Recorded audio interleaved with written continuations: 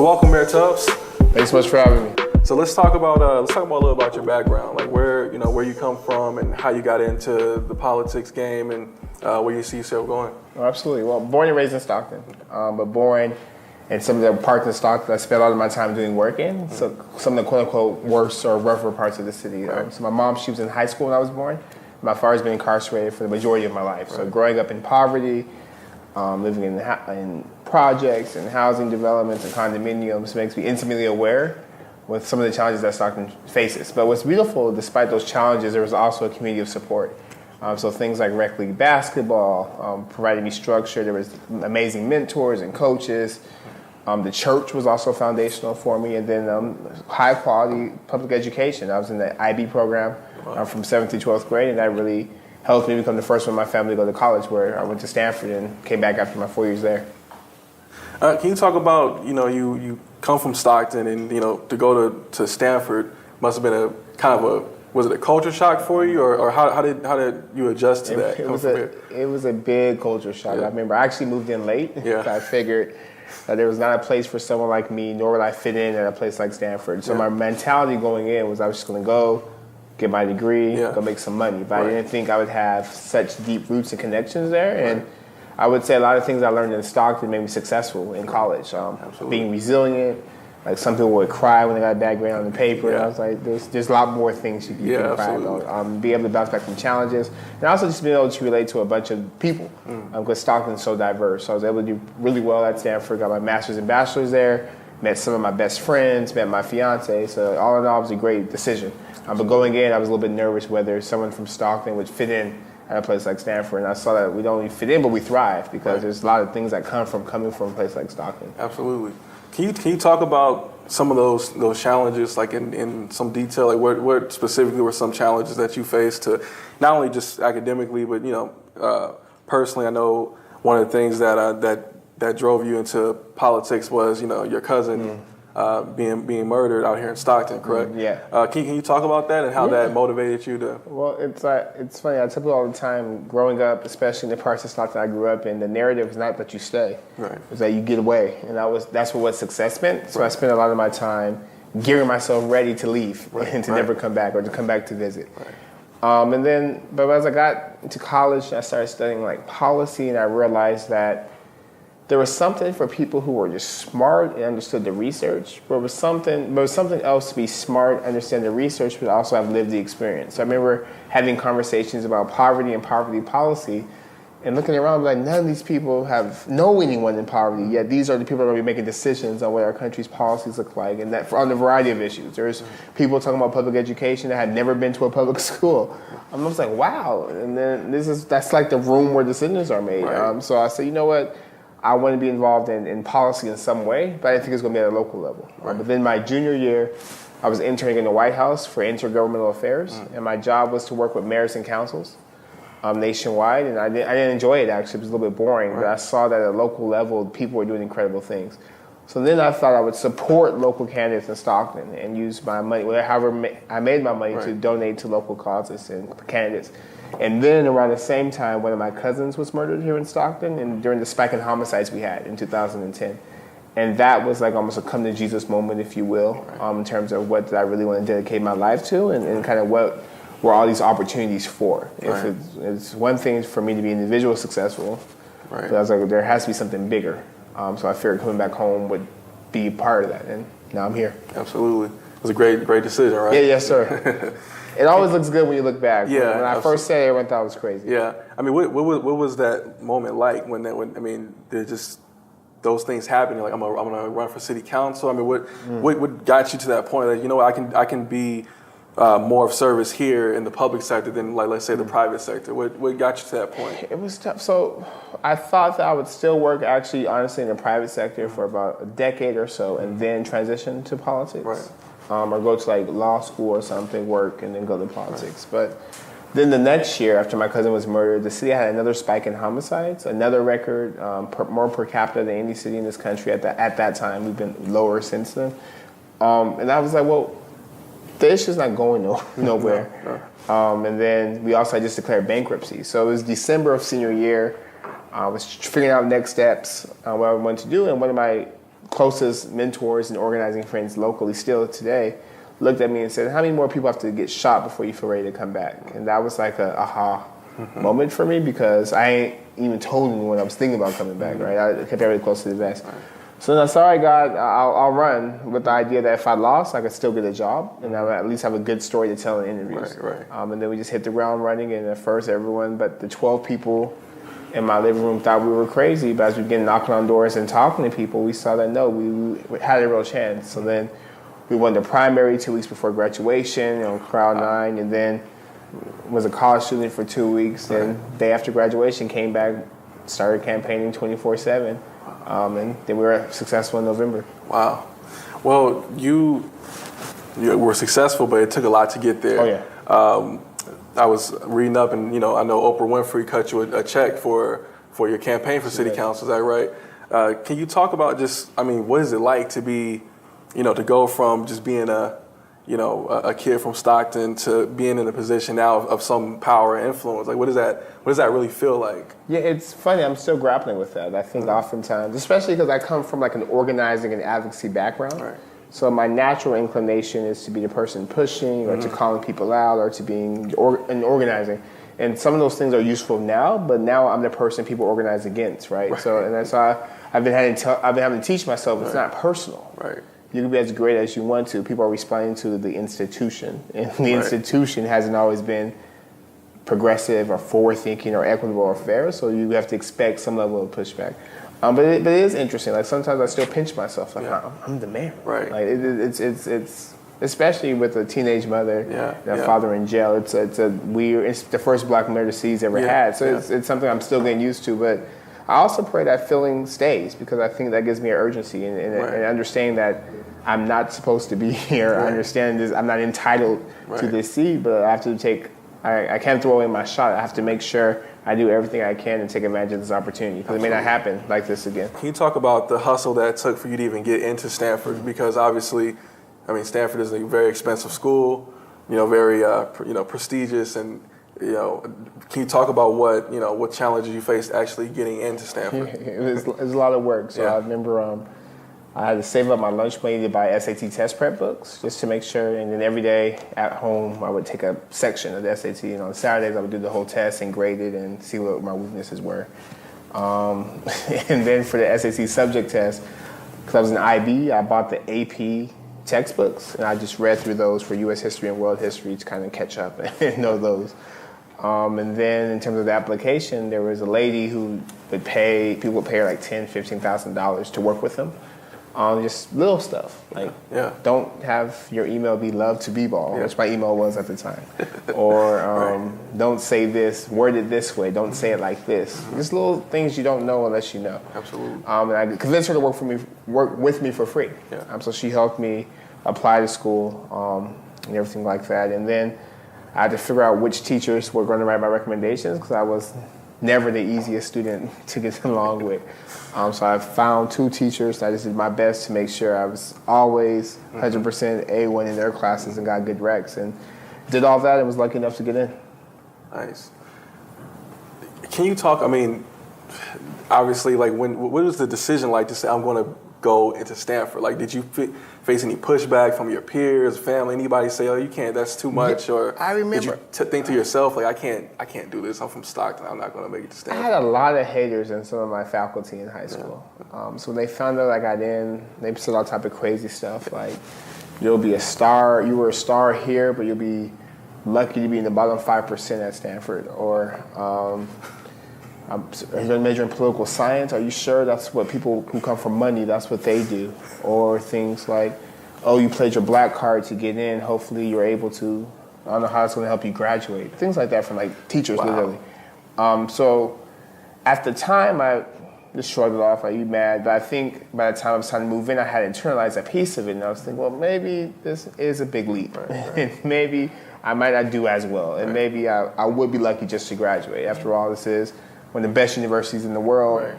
I didn't go to one of the best high schools in the world.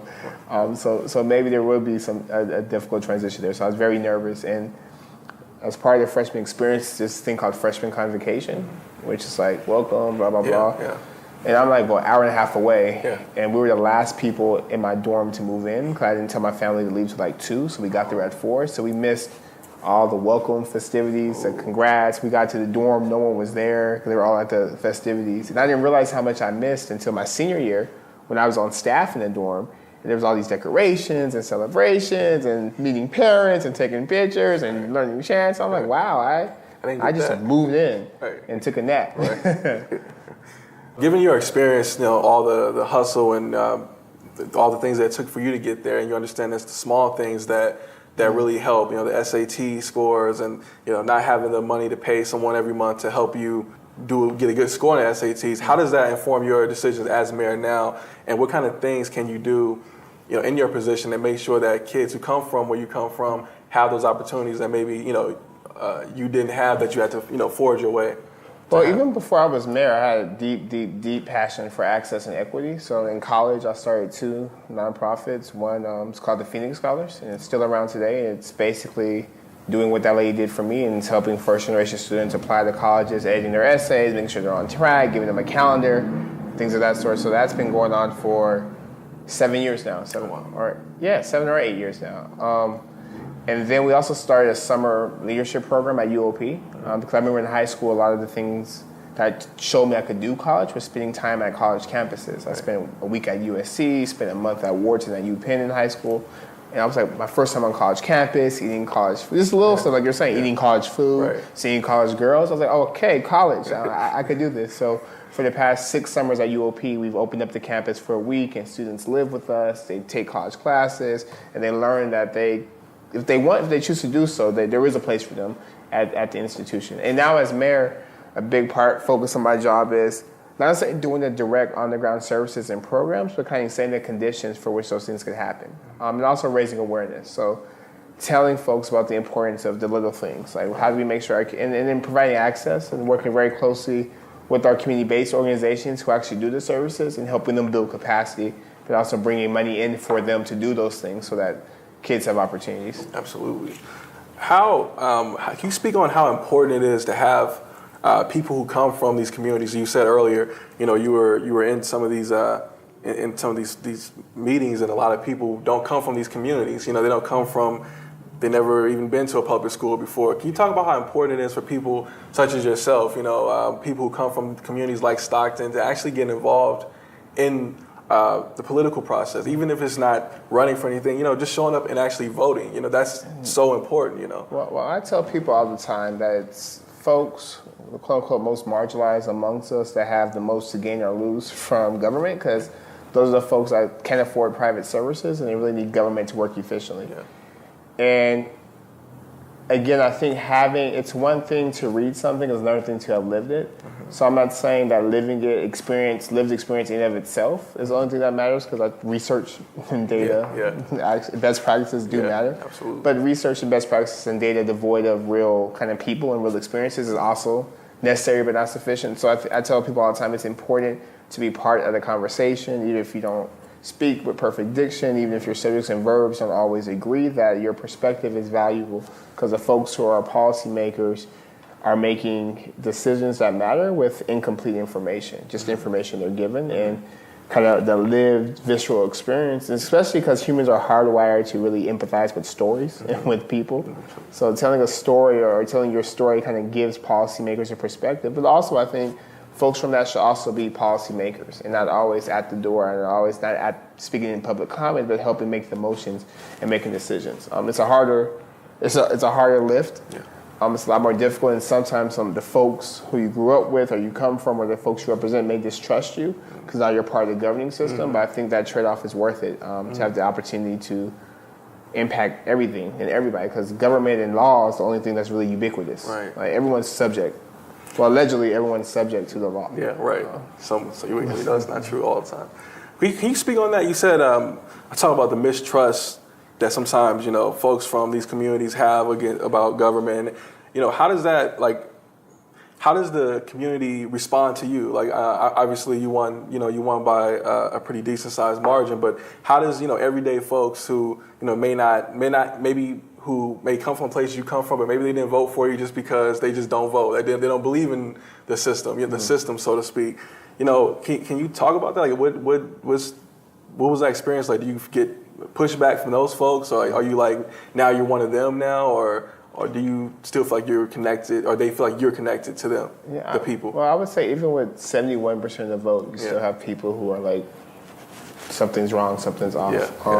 So what we do, we're very conscious about keeping our deep relationships with folks in the community and folks we organize with and community groups who do great work, but also with the understanding that our roles are different and that I'm not going to be able to say everything you want me to say. And I'm not going to do everything you want me to do, but if anyone was happy with me 100% of the time, that means I'm not doing my job. Because when you're governing for a city of 315,000 people, somebody got to be mad because everyone's not going to get their way all the time.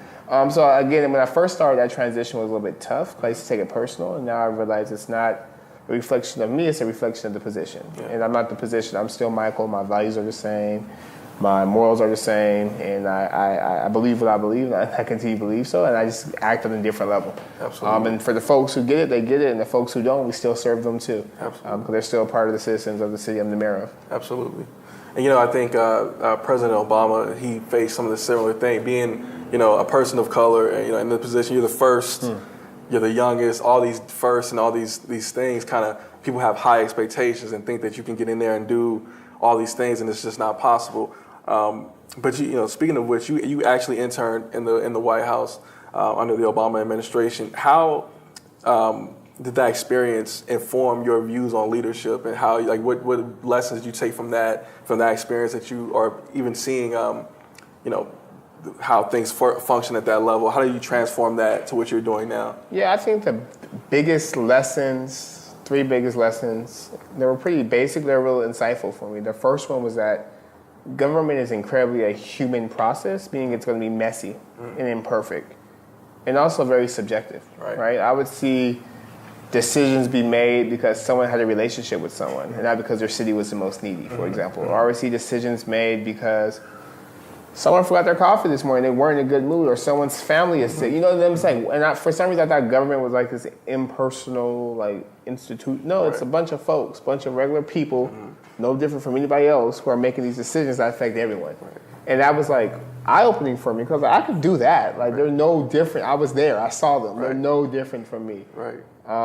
The second thing I learned from them is that because government is so messy, you're not going to get everything you want done, either done or done on your timeline or done exactly the way you want it. And I think compromise is such a dirty word, but when you're in a democracy, it's important. You're going to have to compromise. There's nothing pure about it. It's a messy process. It's not what you do for purism. This is a place for pragmatism, right? And I was because I was so frustrated, because I was so excited about 2008, and then I was so like, why are we doing this? Why are we doing this? And I still don't agree with every decision that was made, but at least I understand that he wasn't going to be able to walk and you wave his magic wand and do everything he wanted to do anyway. And then the third thing I think this is something the administration probably wanted to do better, but when you're busy governing and saving this, winding down 2 wars and fixing recession, but really spending time building deeply and continuing to organize with the folks who got you in office so they feel a part and connected, and when you need a push,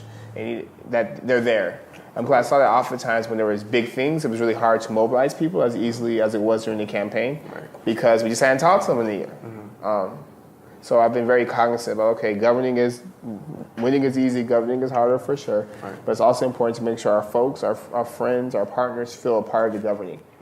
So we spend a lot of time in our office doing community meetings and town halls and phone calls and emails, and sometimes it slows down the process, but it's important that folks are coming with you, because you can't do this by yourself. Absolutely. Now we're talking about the previous administration and some of the things they got done and didn't get done. Obviously, there's a new administration in Washington, and for those people who think that politics doesn't matter or it doesn't affect them, you're a mayor of a city, so you understand when things like the president wants to remove DACA, how that affects people, right? Like people that you probably know personally and you see them every day. Can you speak on that? Can you speak about what the city of Stockton and you in your position are doing to fight back on some of the Trump administration's policies? Yeah, I tell people all the time, because Stockton's not a super liberal city. Regular, hardscrabble, blue-collar folks. We're just trying to safe streets, good job, good schools. At the same time, I tell people, but we do care about values.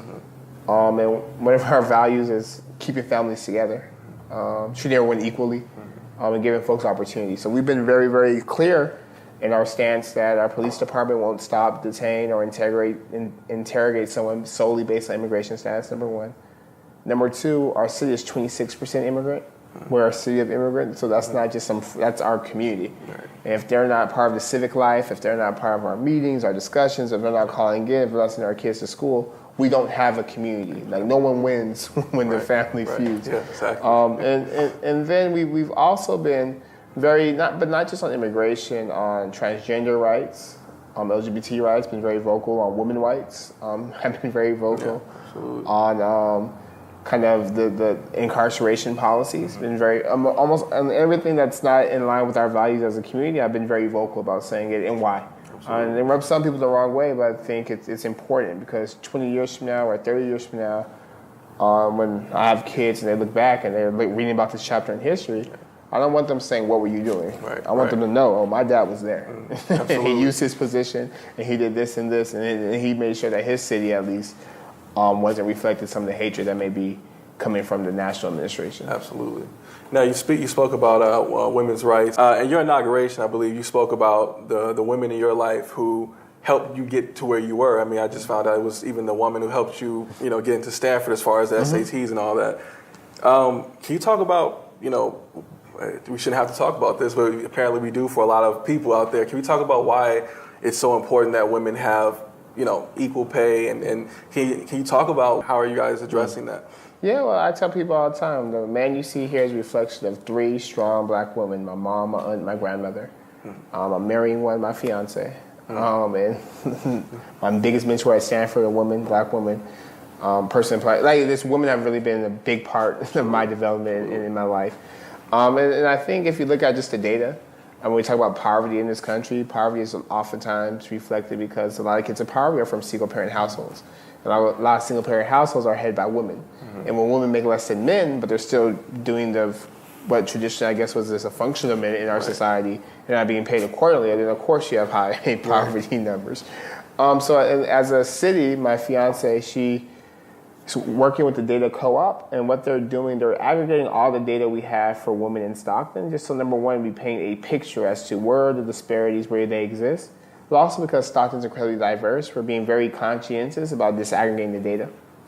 Because we know in our county that 44% of African American families and 42% of Latino families live on $35,000 a year or less. And I'm sure that if we look at the number of those families that are headed by single parents or single women, we would see that number rise. So we're in terms of hard data, I don't have it yet. The report's on the way, but the idea is to disaggregate that data and then have some sort of summit convening with different policymakers. So we talk about what can we do and what's in our control and how do we make it better. It's one of the emerging themes is that childcare and access to childcare is a huge issue, and it's the reason why more women are in the workforce, at least in our county, because there's no affordable quality childcare or lack of. I shouldn't say no, but not enough. So I'm really excited about that because I think it's one thing to talk about things in generality, but when we have the hard data, then it's pull up our shut up time. And if we care, we'll do something. If we don't care, just be honest, we don't care. Yeah, exactly. Well, Senator Kamala Harris always says, if you want to talk about women's issues, okay, let's talk about the economy. Let's talk about, because women, men, people need jobs. People need opportunities for success and to thrive. I know Stockton was hit hard by the Great Recession and filed for bankruptcy, and it's slowly coming out of that. Can you talk about what you're doing to reinvent the economy of Stockton? I know you partner with Amazon. Can you talk about that a little bit? Yeah, so Amazon's coming in. It's not quite a fulfillment center, but it's close. It's I don't know what the exact terminology for it will be, but it's going to bring over 1,000 jobs to the city. In addition to that, we've been spending a lot of time on this idea of a skills gap and working on figuring out how do we make sure our residents have the skills they need for the jobs that exist now and will exist. So we have that currently going underway with some implementation steps early next year.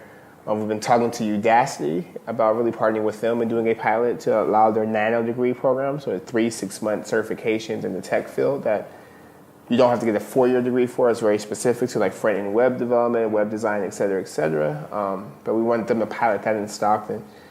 And we're also talking with some companies out of the Silicon Valley area that specialize in the green job and green energy space about how do we build some of the centers for folks to get those skills here in Stockton as well. So our strategy is twofold. Number one, make sure our folks are educated and have the skills, so working very closely with our K-12 and the institutions of higher learning as well. And then number two, streamlining our permit process, so when Amazon says, I need these things done in 4 months, we're able to say we could deliver that. Absolutely. And will you make sure that those jobs specifically go for people here? Is there a certain number of jobs allocated for people? Because there will be people who will commute in from the neighborhood city. We have a local hire ordinance, okay, which is in effect, which requires, I think it's between 30 and 50% of jobs. But then also I tell people that I truly believe if we demonstrate a skilled workforce, I don't think people are just hiring people not from here because they're petty, right? There must be some, even if it's true or not, there's a perception that folks aren't skilled. Right. So if we're very clear and deliberate about, no, our folks have the skills and this, what exactly do you need? Bam, bam, bam, okay, so where our folks can get it, then one of our strategies is to really create a pipeline so it's very easy for Amazon recruiters to hire and source locally. Absolutely. So let's go back a little bit. We were talking about earlier about your first run for city council. What was it like when you got that check from Oprah Winfrey? Like, did it, hit you then? Like, oh, this is like people are watching. Like, what did that feel like? It was the craziest thing ever because the day I was about to quit, I was so tired. I was broke. I had one suit. I had one pair of dress shoes. I had my gas tank on E. I had to get all the way back to Palo Alto. Wow. I didn't know how I was going to do it. And we organized, and I was upset because I missed the senior night. Yeah. All my friends were texting me how much fun they had, and I'm out knocking on doors in the hot sun. Yeah. So I called this community walk on Sunday because I was like, okay, it's 8 weeks to the primary. We got to start making more contacts. No one shows up but me, not even my family. Like, my aunt dropped me off and left, actually. Like, she sure that she dropped me off with my box. I was like, you ain't staying? She said, no, it's hot.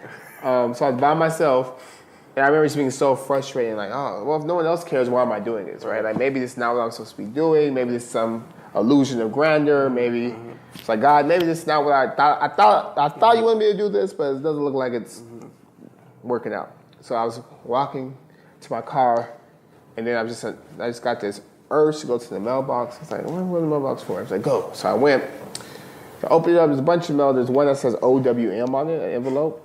And I didn't know what that was. So I'm like really tripping. Like, I got a bill? Who's OW? I don't even know what OWM. Like, what is this bill? I was like really stressed out. So I just threw it on the table.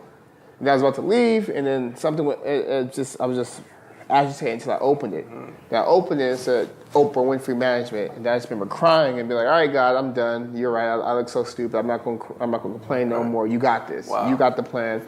Let me just execute. Wow. That's amazing. Yeah, it's perfect confirmation. Every time I feel like complaining, I'm like, well, listen. Yeah. It's going to work out. Let me just do what I'm supposed to do. And I don't worry about 100%. Everything else. That's amazing. I mean, was there any prior contact with her before, or did she just hear about what was going on? No, the funniest thing is she came to Stanford with a couple of her students from the African Leadership Academy. And I had just got back from studying in Cape Town. So they invited me to come to lunch to talk to the students. And at the lunch, and I'm from I didn't watch Oprah growing up, right? So I knew she's a big deal. I had no idea the whole world cared about, she wrote me a check. I was, because I'm basic, I thought I was having just for I got a check. Yeah. $10,000, because I only raised $10,000 at the time. I was like, $10,000 more dollars, I'm in here. Yeah. I needed $20,000 for this primary, I'm good. But I didn't realize what it signified to the culture. I hadn't, it's because reports from Ghana and stuff were calling, I'm like, everyone really cares what she's, but she knew how powerful she was. So shout out to Miss Oprah, thank you really put me on. So we were at this lunch, and everybody was talking to her, and I was like, you're not going to impress Oprah. So I'm talking to the students, because we're here for the students. So I'm talking to them, and we're just telling them why they should choose Stanford, and one student actually ended up choosing Stanford, I think partly because of my pitch. Anyway, so we're doing introductions, and then everyone's introduced themselves. I don't mention the fact I'm running for city council because I thought that'd be weird. Yeah. Like, why are you at this meeting, dude? Right. So I was like, hey, my name's Michael Tuz. I'm a senior. I do this on campus. I do this in campus. I'm from Stockton, California. And then the dean of admissions was like, and he's running for city council. And she was like, who? And then he was like, him. And she was like, what? I said, yeah. She said, tell me about Stockton. So I'm telling her about Stockton. And she's like, okay, who supports you? And I'm telling her, who doesn't support you? what do you think about, like, what do you think of change? What's going to be different? And I tell her, and then she's like, I got Barack Obama elected, right? And I was like, I read something about that. And then she started laughing. And then she said, okay, well, where do I go to donate? Like, how do I write a check? And then everybody was like, what? And me being dumb, I was like, oh, cool, I got a donor. I didn't realize what it meant. So that's how we met. And then I told her, I didn't give her an amount. I just told her I had raised $10,000. And 3 weeks later, she matched it. A check for $10,000 came. It's such a God moment. That's amazing. That's amazing. So she spoke about Barack Obama. Barack Obama endorsed your campaign for mayor. And you like, no pressure, right? It's a little bit ridiculous. No, not like at all. Oprah, Barack. I'm like, I'm just trying to be a mayor. No pressure at all. It's very rare that a president interjects himself into a mayoral, race. In Stockton, right? In Stockton, have you had the opportunity to speak with, former? I still call him. He's my president. I still call him that. The other one that's y'all's president. That's 45. Yeah, that's them. But did you ever have an opportunity to speak with him, and did you ever give you any words of advice as far as you can share with us? Yeah, I haven't spoken with the president personally, but his senior advisor, Valerie Jerry, is a mentor and friend of mine. So we were just on the panel together a couple months ago. But when I was an intern, I'll never forget this. It was my first week, and one of his staffers was staffing him, was bringing all the HBCU presidents. And the staff was like, Tubbs, come on. So we're running through the West Wing. And then the president's just chilling on the wall, gathering himself. And the staffer, who sees the president all the time, was rude and threw all his papers at me and just left me in the West Wing by myself while he talks to the president. Mm-hmm. And the president saw it, and he looked, and he walked past the staffer, pushed him aside. I said, young man, come here. To show his staffer he treat people with respect. Right. And then he was like, what's your name? I was like, Michael Tubbs. He said, where you from? I said, I'm from Stockton. He said, where you go to school? I said, I go to Stanford. He's like, Stockton, Stanford. And then he was like, well, thank you for interning. And I just made my whole internship experience. Yeah, absolutely. That's some memories you can't ever forget. But for me, it was just how, literally, it was I hope the staff forgot the message, because he was really trying to teach him a lesson, because the staffer really just left me and ran to the president. The president just walked past him and was like, no, treat everyone equally. Everyone has equal value. And that says a lot about his character and who he is. Absolutely. And I'm sure you take that with you here. Oh, yeah. You don't walk around, I'm the mayor. No. I'm sure you want to wave hi haters to those teachers that said you couldn't be. They're still here. I see them all the time. See them all the time? Yeah. I'm like, hey, how are you doing? And then when you show up to the classrooms for whatever, they Oh, when the kids come to school with Michael Tubbs for mayor shirts, it's a riot. Oh, my God. Well, before we get out of here, you spoke a lot about faith. I hear you speak a lot about faith. Can you talk about how we don't, and I don't think in our society, in our culture, we don't speak a lot about how important faith and faith communities, are, to especially success to, young black men and young people of color. Can you speak about the role that faith plays in your life? And I think part of it is that, at least in the political discourse, faith has been synonymous with hatred and backwards stuff. Yeah. So I try not to be super Bible, but I think I speak about it because it's authentically true for me. I understand I'm not perfect, deeply flawed, but I do believe in God. Jesus is my savior. Right. And I think there's so many things that have happened for me that I can't explain any other way, from the Oprah check, but also just whether people believe or not, just some of the wisdom found in scriptures. In my office, to exit my office, you have to read "Fret not" from Psalms 37, which means calm down, sit down, be humble, don't worry, don't get stressed out. That messes you up. Be focused, and bad things happen to bad people eventually. And then by my computer, there's a scripture that says, "Learn to do good and do just, do right by the orphan, the widow, just basic things, right? Absolutely. Or as you do unto the least of these, do these to me." And I tell people all the time, if it wasn't for my faith, there'd be no way I personally would be involved in government, because without having a sense of expectancy that things could be better, it would seem futile, frankly, to me. And also to really persist and to really stay focused and to really understand that we're judged by how we treat the communal we and not just how good we have it for ourselves. So. Absolutely. Is this easier than you thought it would be, or harder than you thought it would be? A lot more difficult. I tell you all the time. It looks easy. It's hard on the policy, the reading. That stuff, it's still difficult, but you can read, you can think, you'll be fine. It's just so much of it is because you're still a person. You're not a robot. Yeah. So dealing with, and then when you are up front, you're a target. Yeah. So everyone's puts their hopes and aspirations on you, which is a lot, but also just their insecurities and fears and just general evilness and ugliness. So just really learning how to kind of, especially because when I was on council, it was a part-time job. So I could go places and people didn't know. But now marriage is a full-time job. But it's not really a job, it's also who you are. Yeah. So just learning around sort of how to take self-care, take care of myself, and just understand that this title is not forever. So don't be so in love with being called mayor, but just be in love with the work you're doing, because you only have 4 to 8 years, and then you're no longer the mayor. Absolutely.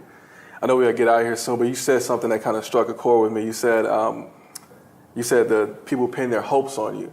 Do you feel the weight of that? Like, no pressure, but you're a bit of a historical figure. You're first, African American mayor of the city, then the youngest mayor, I think, of a major United States city ever, right?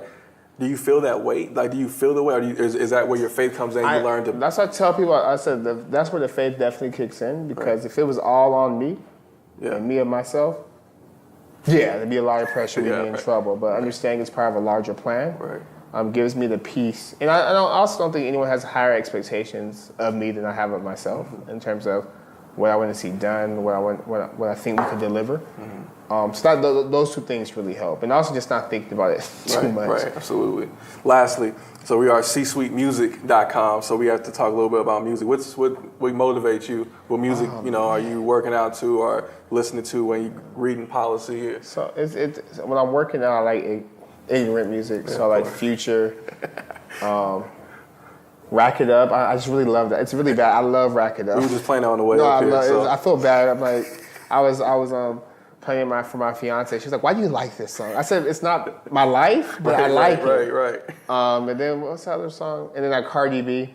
Oh yeah. I'm so ignorant, but I love it. Yeah. I work out to that. I told everybody, I said Bodak, that Bodak Yellow is like, that's. These are red bottles. Like come on. Like anyway. Don't feel bad. Right, so Bodak Yellow, and then if I'm more serious, usually J. Cole, Kendrick, or Drake, especially on Friday. Fridays are like Drake days. J. Cole and Kendrick throughout the week, probably J. Cole more than. And I heard you quote Hov a few times in this. That 444 album, I really like Family Feud, and I really like the story of OJ. Yeah. But especially so with my council members, when we start getting paid, I'm like, listen, no one wins when the family feuds. And they're like, and it's how refocusing things. Right, absolutely. Well, Mayor Tubbs, we appreciate you for doing this. Thank you so much. We wish you nothing but the best of luck, and we hope to, see you continue to thrive and do your thing, and know you have our support. Appreciate that, brother. And we want to see you do well, man. So thank you again. Thank you, man. All right, man.